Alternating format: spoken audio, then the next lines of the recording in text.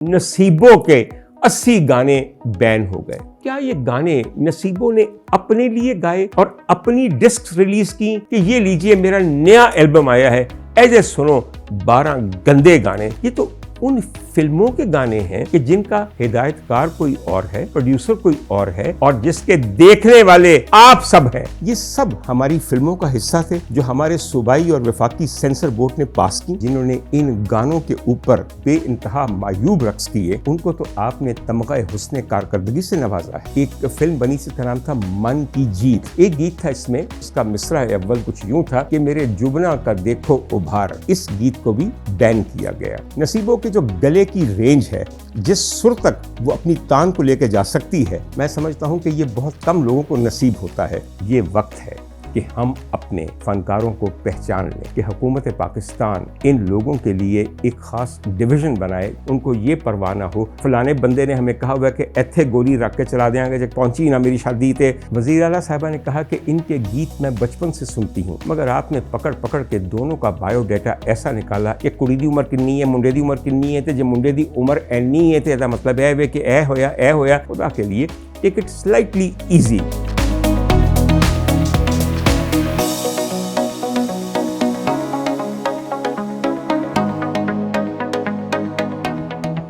ख़वातीन हज़रात, हम इस वक्त पाकिस्तान में मुख्तलिफ़ किस्म के मसाइल और ख़बरों को रोज़ अपने सामने उभरते देखते हैं और फिर डूबते देखते हैं, मगर एक इशू ऐसा है जो कि काफ़ी देर से चल रहा है और जिसके मैं बहुत ज़्यादा हक़ में भी हूँ, मगर उसके एक एस्पेक्ट पे मैंने आज एक बात करनी है और उसके बाद एक और बात आपके सामने करनी है। आप कहेंगे ऐसा कौन सा इशू है जिस पर हम एक बात करना चाहते हैं? ख़वातीन हज़रात, वो ये है कि हमारी जो पंजाब की वज़ीर इत्तलात और नशियात हैं, मोहतरमा अज़मा बुखारी साहिबा ने थिएटर को साफ़ करने और थिएटर में पेश किए जाने वाले ड्रामों के मयार को ऊंचा करने के सिलसिले में एक पूरा जिहाद शुरू किया हुआ है और मुझे बड़ी खुशी है कि अब इसमें थिएटर के हमारे बहुत से सीनियर और संजीदा अदाकार भी उनका साथ दे रहे हैं और थिएटर मालिकान भी साथ दे रहे हैं। मगर इस कहानी को भी रोज़ हम नए तरीके से अनफोल्ड होते देखते हैं। जिस इशू पे मैंने आज बात करनी है वो 80 गाने हैं कि जो एक ही गुलकारा की आवाज़ में हैं और जिन्हें थिएटर पे बतौर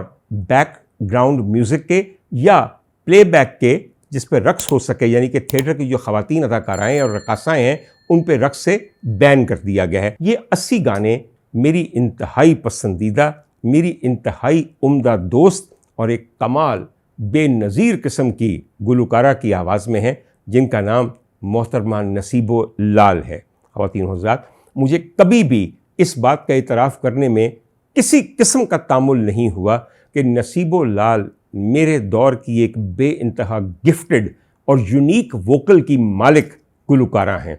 मैं उनकी तारीफ़ हमेशा इसलिए करता हूँ कि ये वो फूल है जो कि सहरा के अंदर बग़ैर किसी बाग़बान के, बग़ैर किसी खाद डालने के, बग़ैर किसी पानी देने वाले माली के खुद अल्लाह के हुक्म से उगता है और जो इस पे फूल आते हैं उनके रंग इंसानी नज़र देखकर चुंधिया जाती है। ये वाक़तन वो लोग हैं कि जिनके गलों में सुर अल्लाह ताला ने बिठा के उनको ज़मीन पे भेजा है। किसी उस्ताद से कोई भी तालीम लिए बग़ैर, किसी रियाज़त के बग़ैर ये खुद रो पौधे जब अपनी आवाज़ को दुनिया के सामने उठाते हैं तो हमें उस खालिक की तख्लीक के ऊपर एक बार फिर से ईमान लाने पे मजबूर करते हैं, जो जिसे चाहे जो देकर, जो बताकर, जो पढ़ाकर, जो समझाकर, जो बिठा के पैदा कर दे। ख़वातीन हज़रात, नसीबों का ताल्लुक़ बुनियादी तौर पे खाना बदोशों के ख़ानदानों से है और ये वो बीबियाँ हैं जो कि गड़वी बजा के, गड़वी जो कि आपको पता ही एक छोटी सी हंडिया होती है, हमारे ज़माने में तो एल्युमिनियम की होती है, मगर उसे एक साज़ के तौर पे इस्तेमाल करके गलियों में गाती फिरती हैं और यूँ कुछ पैसे कमाती हैं। इनको गड़वी वालियाँ कहा जाता है। ये टर्म थोड़ी सी डेरोगेटरी भी कही जाती है, लेकिन मेरे ख़्याल में जहाँ पे नसीबों ने गड़वी वालियों को पहुँचा दिया है उसकी मिसाल नहीं मिलती। नसीबों में एक और बहुत बड़ी खूबी, इसका मैं ज़िक्र कई दफ़ा कर चुका हूँ कि इतनी शोहरत और इतनी दौलत और इतनी इज़्ज़त मिलने के बावजूद नसीबों का आप आज भी मिलने जाएँ तो आपको मोहल्ला गड़वियाँ में जाना पड़ेगा, जो कि एक ख़ास मखसूस इलाका है शदरा के पास जहाँ वो रहती हैं। और जब आप उस इलाके में जाते हैं तो ऐसे लगता है कि आप राजस्थान के किसी छोटे से गांव में आ गए हैं। तमाम औरतें एक ही तरह की ज़बान बोलती हैं, तमाम मर्द बेकार बैठे एक ही तरह के होते हैं, बच्चे भी एक तरह की ज़बान बोलते हैं, हत्ता कि तमाम औरतें कपड़े भी एक तरह के पहनती हैं। नसीबों की जितनी भी अजीज़ रिश्तेदार हैं वो हमेशा सूट ऐसा पहनती हैं जो बड़े भड़कीले रंग में राजस्थान को याद करके पहनती हैं। दुपट्टा, कमीज़ और ये जो आपकी जो शलवार है वो एक ही तरह के प्रिंटेड कपड़े होते हैं। मगर नसीबों को जब हम आज देखते हैं तो वो जब तैयार होकर स्टेज पे आती हैं तो मैं समझता हूँ कि उनकी तैयारी, उनकी साड़ी, उनके बालों के अंदाज़ और फिर उनकी stage presence, I think it says a lot about कि उन्होंने कितना ज़्यादा एज अ परफॉर्मर अपने आप को ग्रूम किया है। और दुनिया जहान में जब पेश होती हैं तो कभी कोई ये नहीं कहता कि ये खातून जानती नहीं है कि स्टेज पे खड़े होकर गाते हुए एक आलम का पूरा जो ध्यान है वो अपनी तरफ मबजूल कैसे करना है इन्हें अच्छी तरह पता है। ख़वातीन हज़रात, बात सिर्फ इतनी है कि मेरा दिल सिर्फ इस बात पे दुखा है कि आपने ये कहना शुरू कर दिया नसीबों के 80 गाने बैन हो गए। मुझे ये बताइए, क्या ये गाने नसीबों ने लिखे थे कि इनके अंदर काबिल एतराज़ अल्फाज इस्तेमाल हुए थे या काबिल एतराज़ मिसरे या अशार थे? अच्छा, नसीबों ने नहीं लिखे तो यकीनन ये किसी और के कलम का शाहकार है जिसने बेहुदा शायरी की। शायरी गुलकारा की जिम्मेदारी नहीं है। अच्छा, नसीबों के गाने 80 बैन हो गए तो क्या नसीबों ने इनकी धुनें खुद बिठाई थी? यानी कि इस कदर बेहुदा धुनें बिठाई थी, पता नहीं वो कौन से राग हैं जो आपके तईं बहुत बेहुदा और गलीज़ और मुजरब अखलाक किस्म के राग हैं जिनमें इनकी धुनें बिठाई गई थी? नहीं, नसीबों तो कंपोज़र है ही नहीं, तो कंपोज़र भी कोई और है।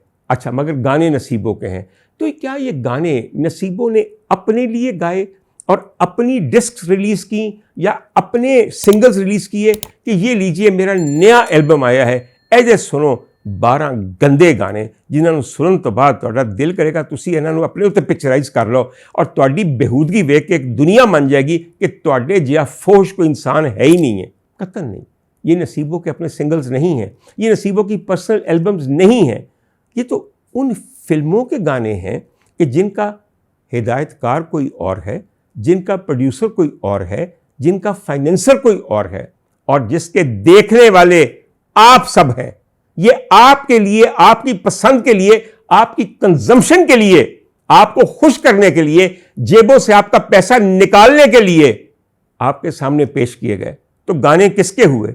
आपके हुए, आपके लिए बनाए गए, आपके लिए गवाए गए, आपके लिए कंपोज किए गए, आपके लिए बनाई फिल्मों के अंदर आपकी तफरीह के लिए और आपकी जिनसियाती तस्कीन के लिए उन्हें मुख्तलिफ पाकिस्तानी फिल्मी अदाकाराओं के ऊपर नहायत मुख्तसर लिबास पहनाकर पिक्चराइज किए गए बेहुदा डांस स्टेप्स के साथ। तो गाने किसके हो गए? नसीबों के 80 गाने बैन हो गए। ये 80 गाने 80 तमांचे हैं जो उन प्रोड्यूसर्स, उन फाइनेंसर्स, उन शायरों और उन फिल्म गोर्स के मुंह पे पड़े हैं कि जो ये सब कुछ देखते हैं, ख़रीदते हैं, बनवाते हैं। गुलकारा का काम सिर्फ इतना है कि उसे डायरेक्टर साहब बुलाते हैं कि बीबी फ़लानी फिल्म दे 3 गाने तेरे को गवाने ने। उसकी रोज़ी रोटी ये है, वो जाती है, कहती जी दसो, उसको गाना सुनाया जाता है। उसके बाद गाने के साथ म्यूज़िक कंपोज़र बैठे होते हैं, वो बताते हैं कि भाई ए मुखड़ा है, अस्ताई इंज कहनी है, फिर अंतरा इंज कहना है, हाँ ज़रा देखो वाजे थे, ज़रा आवाज़ लाओ। उस वक्त गुलकारा के मद्देनज़र सिर्फ एक चीज़ होती है कि कंपोज़र साहब की बताई हुई धुन को अज़बर कर ले, तमाम जगहें जो उन्होंने एक गीत के मिसरों के दरमियान लेने के लिए कहा है वो जगहें बड़ी उम्दगी के साथ ले और मुश्किल मकामात से भी यूँ सरसराते हुए गुजर जाए कि सुनने वाले वाह वाह कर उठें। और अगर गाने का स्केल किसी मखसूस राग के अंदर है या मिशल मेल के अंदर है तो राग की शक्ल मजरू ना करे बल्कि पहले से भी ज़्यादा उसको हसीन और तीखा करके आपके सामने सुनाए ताकि दुनिया ये जान सके कि गुलकारा का गला और उसकी रियाजत कितनी पुख्ता है। उसके दिल में यह ख्याल नहीं आता कि जो मुझसे गवाया जा रहा है इसके मतलब क्या है, इसे जब पिक्चराइज किया जाएगा तो किस अंदाज में किया जाएगा और ये कितना पैकेज होकर फहश तरीन चीज़ बन के बाहर निकलेगी। आप सब लोग ये कहेंगे कि डॉक्टर उमर आदिल नसीब औलाद को कुछ ज़्यादा ही पसंद करते हैं और अक्सर उसकी तरफदारी करते हुए सुनाई देते हैं और दिखाई देते हैं। मुझे बिल्कुल मुकम्मल तौर पर ये एतराफ़ है कि इस वक्त जिस दौर से हम गुजर रहे हैं, नसीबो लाल जैसी टैलेंटेड और गिफ्टेड खातून बहुत कम नज़र आती है, बहुत कम सुनाई देती है। नसीबो के जो गले की रेंज है, जिस सुर तक वो अपनी तान को लेकर जा सकती है, पाँचवें काले तक, और जिस आसानी के साथ, मैं समझता हूँ कि ये बहुत कम लोगों को नसीब होता है। अगर कोई और मुआशरा होता, कोई और मुल्क होता, तो इतनी बड़ी गुलकारा को, जिसे अल्लाह ने इतनी बड़ी सलाहियत के साथ नवाजा है और जो इतनी ईज़ से गाती है, उसे न जाने कैसे संभाल के रखते, और उसकी आवाज़ में कितने ही उम्दा आरिफाना कलाम, तसव्वुफ़ की शायरी, लोक शायरी और दीगर गीत गवाते, ताकि आइंदा आने वाली नस्लें ये देख सकती कि इस धरती ने कितनी उम्दा गुलकारा का वाकई एहसास किया, उसको महसूस किया कि उसके अंदर कितना बेपनाह टैलेंट है, और इसे महफूज कर लिया। ख़वातीन हज़रात, यहाँ एक बात मैं ज़रूर कहूँगा कि नसीबों के हिस्से में सिवाय बदनामी के और कुछ नहीं आया। मैंने पहले भी अर्ज़ किया कि वो तमाम गीत जो उनसे मुख्तलिफ़ फ़िल्म बनाने वाले लोग अपनी फ़िल्मों के लिए गवाते थे, वो सब नसीबों के हिस्से में आ गए और एक जुर्म की तरह आ गए, एक इल्ज़ाम की तरह आ गए, एक धब्बे की तरह आ गए। आपने कभी सोचा है कि ये जो 80 गाने नसीबों के बैन किए हैं अभी आपने, ये सब हमारी फ़िल्मों का हिस्सा थे? उन फिल्मों का हिस्सा, उन पंजाबी फ़िल्मों का हिस्सा जो हमारे सूबाई और वफाकी सेंसर बोर्ड ने पास की, इन गानों समेत, और न सिर्फ इन गानों समेत बल्कि इन गानों की पिक्चराइजेशन समेत। तो मैं अज़मा बुखारी साहिबा को ये याद कराऊं कि असल फॉल्ट कहीं और लाया करता है। आपने सिर्फ थिएटर को साफ़ करने का सोचा है ना, थोड़ा सा मुहासबा कीजिए हमारे सेंसर बोर्ड्स का भी, ताकि आपको पता चले कि हमारी फ़िल्मों के अंदर ये गीत कैसे शामिल किए जाते हैं और कैसे पास हो जाते हैं। और मैं आपको ये भी याद दिला दूं कि थिएटर में तो एक बहुत दूर से बैठ के एक आदमी जिसने मामूली सीट ली हुई है, वो एक रक्कासा को अपने हमनवाओं के साथ इन गीतों पर रक्स करते देखता है, और मैं समझता हूँ कि वाकई ये इंतहाई अखलाक बाख्ता किस्म के रक्स होते हैं जो होते हैं, और जिन पर पाबंदी लगाना बिल्कुल मुनासिब बात थी। मगर फिल्म में जब इन गानों को पिक्चराइज किया जाता है तो कैमरे को ऐसी ऐसी जगहों पे फोकस किया जाता है, ऐसी ऐसी जगहों पे जूम इन किया जाता है कि आप तसव्वुर नहीं कर सकते। और जब ये पिक्चराइज हुआ गाना एक 70 mm की सिनेमा स्क्रीन पे चलता है, तो मेरे ख्याल में किसी भी दूर बैठे हुए तमाशबीन और फिल्म बीन को वो तमाम चीज़ें नज़र आती हैं जो वैसे शायद कभी नज़र ना आती। ज़रा सोचिए कि लाइटों के इस्तेमाल के साथ एक फुल ब्लोन सिनेमा पिक्चर कैसी हेजान अंगेज़ लगती होगी। बात सिर्फ थिएटर की नहीं है, बात शुरू से है। एक बात अफसोस की मैं ये भी कहता हूँ कि हमने अक्सर गाने, जो अच्छे गाने होते हैं, वो हम एट्रीब्यूट करते हैं कि ये फ़लाँ गुलकारा के नहीं बल्कि फ़लाँ अदाकारा के गाने हैं, यानी कि उन पे पिक्चराइज हुए। मगर जो नसीबों के गाने हैं, उनकी बदबख्ती भी ये है और खुशबख्ती भी ये है कि वो सब नसीबों के हिस्से में आते हैं। वो तमाम अदाकाराएँ कि जिन्होंने इन गानों के ऊपर रक्स किए और बेइंतहा मायूब रक्स किए, उनको तो आपने तमग़े हुस्न कारकर्दगी से नवाजा है। मैं आपको ऐसी बहुत सारी अदाकाराओं का बता सकता हूं कि जिनके अगर आप पिक्चराइज किए हुए गीत देखें तो आप अपने दांतों के दरमियान उंगलियां दे दें और आंखें आपकी शर्म से झुक जाएं। किसी दिन मैंने अज़मा बुखारी साहिबा को अपने घर बुलाना है और हमारे मुल्क की चंद नवाजी हुई अदाकाराओं के गाने दिखाने हैं।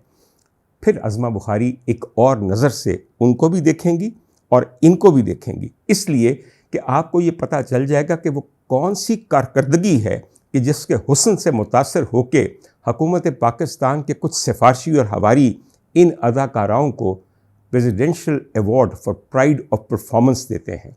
ये प्राइड ऑफ परफॉर्मेंस नहीं होना चाहिए, this should be the absolute insult of any performance. और इससे बदतरीन इंसल्ट हमारे किसी कौमी अवार्ड की, तमगे की हो नहीं सकती। अगर आप कहेंगे तो मैं खुल के आपके सामने एक पूरा वीलॉग करूंगा और उन टुकड़ों को आपको सामने पेश करूंगा कि जिनके ऊपर रक्स करने के बाद हमारी बहुत सारी अदाकाराएं फिर अच्छी बीबियां बन के और बहुत ही तुत प्यारी प्यारी बातें करते हुए और चापलूसी करते हुए और चमचागिरी करते हुए हमारी वज़ीर आला मोहतरमा मरियम नवाज शरीफ के साथ पहुंचती और बैठती हैं, और उस वक्त भूल जाती हैं कि कैमरा और रिकॉर्ड की हुई चीज़ और यूट्यूब एक ऐसा अब दस्तावीज़ है कि जिसकी हकीकत से कोई इनकार नहीं किया जाता। आपको सिर्फ एक क्लिक करना है और उनकी सारी कारकर्दगी आपके सामने आ जाएगी। बहरतौर हम बात कर रहे हैं नसीबो लाल की। मैं नसीबो को एक अपनी अजीज़ा भी समझता हूँ और बहैसियत ऑर्थोपेडिक सर्जन वो मेरी मरीज़ा भी हैं। मैं जानता हूँ कि वो औरत कितनी मेहनती है, ये कोई आसान चीज़ नहीं है कि उम्र के इस हिस्से में, वो बिल्कुल अब जवान नहीं है, माशाल्लाह जवान बच्चों की माँ हैं, वो खातून पूरी पूरी रात खड़े होकर at the highest pitch of her voice गाना गाती हैं, और ऐसा गाना गाती हैं कि पूरी महफिल झूमने पे और रक्स करने पे मजबूर हो जाती है। उनकी एनर्जी कमाल है, और जब तक वो एनर्जी एग्ज्यूड नहीं करेंगी, सुनने वाले एनर्जी कैसे पाएंगे उनके गीत से। ये एक बाहमी राबता होता है। जितने दिल से गाने वाला या गाने वाली गा रहा होता है, उतने ही दिल से सुनने वाले उसको महसूस करके महजूज हो रहे होते हैं।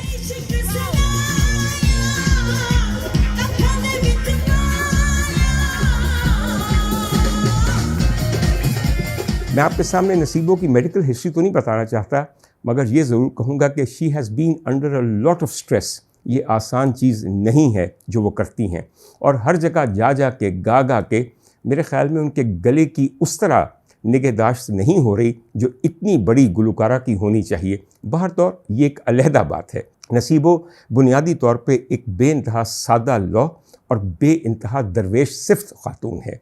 उनके अंदर मैंने कभी कोई बनावट या तकब्बुर या रौनक नहीं देखी, बल्कि उनका अंदाज़ इस कदर एंडेयरिंग है कि जब आप उनसे बात करते हैं तो ऐसा लगता है कि जैसे आप एक मासूम बच्चे से बात कर रहे हैं। मगर जब वो गाने के लिए बैठती हैं तो फिर आपको पता चलता है कि you are facing such a great artist. यकीन नहीं आता कि ये मासूम बच्चे से इतनी बड़ी मुगन्निया की जो ट्रांजिशन है वो किस आसानी से नसीबो एक ही लम्हे में कर लेती हैं। ख़वातीन हज़रात, जहाँ तक गाने बैन करने की बात है, हमारे यहाँ ये रिवायत बड़ी पुरानी है। मैं चूँकि एक बहुत पुराना आदमी हूँ। जी हाँ, आप सब माशाल्लाह बिल्कुल छुन्ने काके हैं, अभी अभी चूसनी लेके मुंह में बैठे मेरा वीलॉग देख रहे हैं, और मैं तो बहुत ही एक बूढ़ा, और मैं अक्सर कहता हूँ खुदा की कसम अब ये ज़माना आ गया कि हर शख्स मुझसे छोटा बनता है। एक वक्त वो भी था कि मुझे लगता था कि हर शख्स मुझसे बड़ा है, मगर क्या किया जाए, दोनों दौर ज़िंदगी में देखने पड़ते हैं। तो मैं कह रहा था, क्योंकि मैं खासा पुराना आदमी हूँ, तो मुझे याद है कि ये सिलसिला कब से जारी है। एक फ़िल्म और एक गाना मेरे जहन में उभरता है। ये तकरीबन 1944 की बात है, यानी कि 1944 की, पाकिस्तान बनने से पहले एक फ़िल्म बनी जिसका नाम था मन की जीत। मन की जीत, उसका ये भी कहा जाता था मन की जीत यानी कि तन की हार। ये फ़िल्म एक बहुत मशहूर नावल है टॉमस हार्डी का, जिसका नाम है टेस ऑफ डूबोविल्स। ये उससे माखूज एक फ़िल्म थी, और इसके बनाने वाले एक बहुत भले से पढ़े लिखे आदमी थे जिनका नाम था WZ अहमद। आज बहुत कम लोग जानते होंगे कि WZ अहमद साहब कौन थे, क्योंकि मेरी उनसे बारहा मुलाकात रही है। अब वफ़ात पा चुके हैं, और मैं उनकी पूरी दास्तान हयात को भी रकम कर चुका हूँ, इसलिए मुझे वो बड़ी अच्छी तरह याद है। बेइंतहा शफ़ीक आदमी थे। मैं आपको बता दूँ आजकल के ज़माने के लोगों को कि समीना अहमद, जी हाँ, समीना अहमद जो हमारी बहुत बड़ी अदाकारा हैं और तकरीबन पिछले 50-55 साल से परफॉर्म कर रही हैं, बहुत हिम्मत से काम आगे बढ़ा रही हैं और बाकमाल खातून हैं। उनके शौहर जनाब फरीद अहमद साहब, जिनकी वजह से उनका नाम समीना अहमद है, वैसे इनका नाम समीना सईद था। उनके शौहर फरीद अहमद के जो वालिद थे, उनका नाम WZ अहमद था। और WZ अहमद की एक और पहचान जो कि मेरे ख़्याल में मेरी उम्र के लोगों को बड़ी अच्छी तरह पता होगी कि उनकी दूसरी बेगम थी जिनका नाम था नीना, पुरस्रार नीना। नीना एक बेइंतहा हसीन खातून थी जिनका ताल्लुक़ बाज़ार से नहीं था, बल्कि एक बहुत अच्छे ख़ानदान से ताल्लुक़ था। उन्होंने WZ अहमद साहब से शादी की और उसके बाद उनकी फ़िल्मों में काम किया, और जिस फिल्म का मैं आपके सामने ज़िक्र कर रहा हूँ, मन की जीत, और उसमें भी हीरोइन जो थी वो पुरस्रार नीना थी। आपको याद है कि हमारे यहाँ लक्स के इश्तिहार आते हैं कि मेरे हुस्न का मुहाफ़िज़, मेरे हुस्न का फ़लाना लक्स। तो जब पुरस्रार नीना को इस ऐड में किया गया तो वहाँ लिखा गया कि इवन पुरस्रार Neena uses Lux as her beauty secret. खैर, बहुत कम लोग अब जानते हैं कि नीना कौन थी। बाहर तौर जो लोग जानते हैं उनको मेरा ये जिक्र बुरा नहीं लगा होगा। हम बात कर रहे हैं फ़िल्म मन की जीत के एक गीत की। इस फिल्म के गीतों को लिखा था जनाब जोश मली आबादी ने, जो आपको पता है कि शायर इनकलाब हैं और बहुत बड़े शायर हैं। एक गीत था इसमें जो ज़ोहराबाई अम्बाले वाली ने गाया था, और जिसका मिसरा अव्वल कुछ यूँ था कि मेरे जुबना का देखो उभार। उस ज़माने में ये इशारा और ये मिसरा बेइंतहा मायूब समझा गया और इस गीत को भी बैन किया गया। मगर पाकिस्तान बनने के बाद हमने सबसे पहले अगर मायूब गीत सुने तो वो तकरीबन 70 की दिहाई में when the decay in our cinema set in, एक फ़िल्म थी जिसको शायद अब बहुत कम लोग जानते हैं कि उसका नाम क्या था, मुझे वो याद है इसलिए उसकी वजूहात हैं। वो फ़िल्म थी, उसका नाम था दादा, और दादा के अंदर जो मरकज़ी किरदार थे वो सुल्तान राही साहब ने, मुस्तफ़ा कुरैशी साहब ने और नजमा बेगम ने अदा किए थे। इसके अलावा और भी लोग थे। उसका एक गीत था जिसे ख्वाजा परवेज़ साहब ने लिखा और जिसकी मौसीकी तरतीब दी जनाब उस्ताद ताफ़ू खां साहब ने, और उसे गाया मलिका तरन्नुम मादाम नूरजहाँ ने। मुझे बताने की ज़रूरत नहीं, आप में से बहुत से लोगों ने इस गीत और इसकी बदनामी के किस्से सुन रखे होंगे। वो गीत कुछ ऐसा था कि कुछ फिस गई है, थोड़ी पाट गई है, मेरी वैल दी कमीज़ अज पाट गई है। इतना शोर उठा, और शोर उठना भी चाहिए। मेरे ख़्याल में ये मिसरे इखलाक से भी गिरे हुए थे और शायरी के तकाज़े भी कतअन पूरे नहीं करते थे। और यूँ ये एक ज़ुमानी बात कह के मुकर जाना और वैल दी कमीज़ की तरफ रुख मोड़ देना, इसके पीछे जो शरारत है वो सबको समझ आती है। मगर कोई भी शख्स जो थोड़ा बहुत इखलाक को, मौसीकी को और शायरी को जानता हो, उसके लिए ये गीत यकीनन मायूब था। अच्छा, मगर हुआ ये कि सारी बदनामी मैडम नूरजहाँ के हिस्से में आ गई कि भाई हाँ, मैडम ने गंदे गाने गाए, मैडम ने गंदे गाने गाए। हजूर वाला, मैडम का काम था गाना गाना। वो फिल्म के लिए एक प्लेबैक सिंगर थी, उसी से वो रोटी कमाती थीं, यही उनका ज़रिया रोज़गार था। वो गाना इतनी उम्दगी से गाती थीं कि उसके बाद मकबूलियत के झंडे गड़ जाते थे और बनाने वालों को, फिल्म बनाने वालों को, गीत बनाने वालों को करोड़ों रुपया आमदनी हासिल होती थी। मैडम किस तरह रिफ्यूज़ करती, क्या कहती कि मैंने अभी आपके गाने नहीं गाने, फिल्में बंद हो जाती। उनका कौन पालनहार होता? क्या कभी हुकूमत पाकिस्तान ने सोचा कि इतने बड़े गुलकार जो हैं उनको ऐसा कमर्शियल काम ना करना पड़े, हम उनकी किफ़ालत करें, उनका वजीफ़ा लगा दें, या उनके लिए ऐसा काम मुख्तस कर दें जो कि बहुत इखलाक में आला हो और शायराना खूबियों से भरा हो और मौसीकी कमाल हो, और वो उसे गाएं और हम उसके लिए उनको बहुत एक माकूल मुआवजा दें ताकि उनको क्रैश कमर्शलिज्म की तरफ ना जाना पड़े? नहीं, कभी ऐसा नहीं आपने सोचा। हाँ, मगर ये सोचा कि गंदे गाने मैडम नूरजहाँ ने गाए, और मैडम के इंतहाई दमकते हुए करियर के ऊपर वैल दी कमीज़ जो फटी हुई है वो एक बहुत बड़ा दाग है। मैं आपको ऐसे ही बताऊं कि उस वक्त बड़ी अप्रोर हुई तो ख्वाजा परवेज़ साहब ने दोबारा इसका मुखड़ा लिखा, और आपने शायद वो वर्जन नहीं सुना हुआ। वो कुछ यूँ है कि मैनू डर लगदा करों मार पवेगी, मैनू डर लगदा करों मार पवेगी, मेरी वैल दी कमीज़ अज पाट गई है। और मैडम ने दोबारा ये गाना गाया, और उसके बाद ये दोबारा पिक्चराइज़ हुआ अदाकारा नजमा पे। अदाकारा नजमा, मुझे याद है कि वो एक जगह थी लाहौर में जिसका नाम है विच्छो वाली, और वहाँ पे एक घर की छत के ऊपर उन्होंने ये गाना पिक्चराइज़ करवाया। मैनू डर लगदा करों मार पवेगी, मेरी वैल दी कमीज़ अज पाट गई है। और अब लोगों को इसकी गूंज शायद कम सुनाई देती है, लेकिन बरसों तक ये गीत बड़ा मकबूल रहा। मैं यहाँ पे मैडम नूरजहाँ का दिफा नहीं कर रहा, एक सच और हक़ की बात कर रहा हूँ। मैडम ने ये गीत शुद्ध दरबारी के सुरों को बुरुए कार ला के गाया, और मैं ये समझता हूँ कि it is a lesson in the rendition of राग दरबारी इन अ पर्टिकुलर गीत। इतनी उम्दगी से हर चीज़ को मलहूज़े खातिर रख कर मैडम ये गाना गाया है, और यही उनका काम था। उनका काम वैल दी कमीज़ या पापलेंदी शलवार नहीं सी, उनका काम ये था कि मेरी गायकी, मेरा सुर, मेरा स्केल, मेरा राग बेहतरीन रहे और बग़ैर किसी ऐब और सुकम के रहे, और इस सिलसिले में मादाम बेइंतहा कामयाब थीं। एक बात मैं और आपके सामने अर्ज़ करना चाहता हूँ, ये वक्त है कि हम अपने नाबग़ाए रोज़गार फ़नकारों को पहचान लें। ये वक्त है कि हम इनके टैलेंट की कदर करें, इसलिए कि जवानी और जोबन का गाना और गला एक और चीज़ होती है।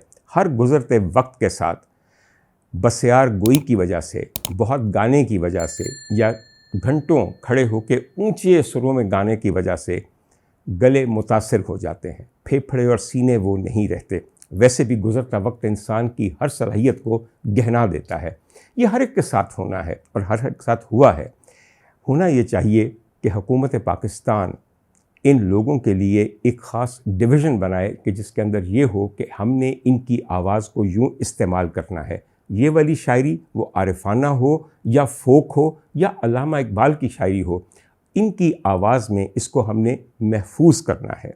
और चूँकि ये तमाम चीज़ें उम्दा तरीन रिकॉर्डिंग से होंगी और इनका मुआवजा बहुत अच्छा होगा, तो शायद कुछ अरसे के लिए नहायत आसूदगी से हमारे ये तमाम फ़नकार अपने फ़न की तरफ तवज्जो दे सकें। उनको ये परवाह ना हो कि हमने फ़लानी गीत गाने के लिए फ़लाने मेहंदी में जाना है, फ़लाने बंदे ने हमें कहा हुआ है कि एथे गोली रख के चला देंगे, जब पहुँची ना मेरी शादी थे, मेरे बच्चे दी शादी थे, और वहाँ जाके रात रात भर उन्हीं गीतों को बार बार गाना जो पहले कई बार गाए जा चुके हैं, और एक ख़ास किस्म की खजालत के साथ गाना कुछ अच्छा नहीं लगता। अब इस वक्त पैसे का लालच कुछ ऐसा है और पैसे की रेल पेल कुछ ऐसी है कि अगर आप किसी भी मुज़ाफ़ाती शादी या मेहंदी पे जाएं तो आपकी रूह कांप जाएगी कि हवा में शायद ज़र्रात इतने नहीं होते जितने के नोट उड़ रहे होते हैं, और कायद-ए-आज़म की तस्वीर वाले नोट जिनके ऊपर कई बार कुरान शरीफ की आयत लिखी होती है कि अल-कासिब हबीबुल्लाह, यानी कि हलाल रोज़ी कमाने वाला अल्लाह का दोस्त है, वो किस तरह पाँव तले रोंदे जा रहे होते हैं, और लोग अपनी धाक बिठाने के लिए पूरी पूरी कॉपी किस तरह उड़ा रहे होते हैं क्योंकि वीडियोस बन रही होती हैं। कोई थोड़ी सी तवज्जो इस तरफ भी कीजिए कि ये कोई तरीक़ाकार है या इस पे कोई ममानियत होनी चाहिए या नहीं होनी चाहिए। मैं आप पे छोड़ता हूँ। आखिर में मैं एक बात कहना चाहता हूँ। आपने हमारी वज़ीर आला को बिल्कुल एक माइक्रोस्कोप के नीचे रखा हुआ है। वो बेचारी जहाँ जाके जो भी कहती हैं उसके बाद बहुत सारी मीम्स बनती हैं। मुझे यकीन है कि उनकी टीम बड़ी केयरफुली उनके अल्फाज को और तकारीर को देखती होगी, मगर थोड़ी सी मेहनत करने की और ज़रूरत है। अभी कुछ दिन पहले हमने देखा कि एक पंजाब कल्चर डे हुआ कि जिस पे नसीबो लाल को भी बुलाया गया, और मोहतरमा ने नसीबो की बेइंतहा तारीफ़ भी की, इज़्ज़त भी की, गले से भी लगाया। बीबी अज़मा बुखारी भी वहाँ मौजूद थीं, उन्होंने भी अपना हिस्सा डाला।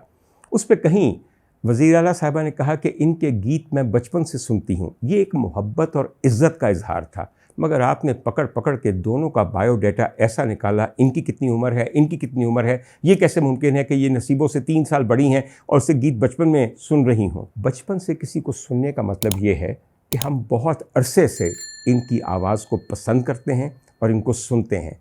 ये कोई नादरा का दफ्तर नहीं है या कोई शादी घर नहीं है जहाँ आप ये देखें कि कुड़ी दी उम्र किन्नी है, मुंडे दी उम्र किन्नी है, तो जो मुंडे दी उम्र एनी है तो यदा मतलब है वे कि ए होया एदी माँ का कोई पिछ लग सी, पिछले ब्याह चो होया। खुदा के लिए टेक इट स्लाइटली ईजी। जिन चीज़ों पर आपकी नज़र होनी चाहिए, इन वजूहात की वजह से उन चीज़ों से आपकी नज़र हट जाती है। और वहाँ पे एक और बात भी हुई कि आरिफ लोहार साहब वहाँ सामने बैठे थे और मोहतरमा मरियम नवाज़ साहिबा ने कहा कि मुझे इनका गीत बहुत पसंद है, वे एक फुल मोती है द मार के जगह सोने।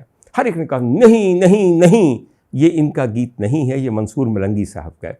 थोड़ा बहुत मैं म्यूज़िक को जानता हूँ, मेरे ख़्याल में ये गीत जितना मंसूर मलंगी साहब का है उतना ही ये आरिफ लोहार साहब का है। ये फोक गीत होते हैं जो एक नहीं 10 फोक सिंगर गाते हैं। हो सकता है कि हमारी वज़ीर आला साहिबा ने उन्हीं के मुंह से ये गीत सुना हो आरिफ लोहार साहब से, क्योंकि वो अक्सर अपने टेलीविज़न प्रोग्राम्स में भी ये गीत गाते हैं और उनको उनका गीत ये पसंद हो। तो खुदा के लिए माफ़ कर दिया कीजिए ऐसी छोटी मोटी बातें। हाँ, जहाँ पे माफ़ी नहीं देनी वो देखा जाएगा कि आप क्या करना चाहते हैं। बाहर तो मेरे ख़्याल में आज के लिए इतना काफ़ी है और थोड़ा सा टॉपिक हटके है, मगर क्या किया जाए, हमारे माशरे में हर वक्त ये चीज़ें पैरेलल चलती हैं उन तमाम इश्यूज़ के साथ, उन तमाम मसाइल के साथ कि जिनमें हम घिरे हुए हैं। अगले हफ्ते या चंद दिनों बाद दोबारा एक वीलॉग लेकर मैं आपकी खिदमत में हाज़िर होऊंगा।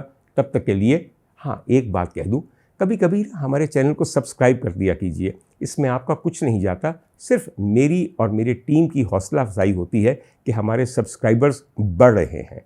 इसमें कुछ हर्ज तो नहीं है ना, तो कर दीजिए, कोई बात नहीं। शुक्रिया।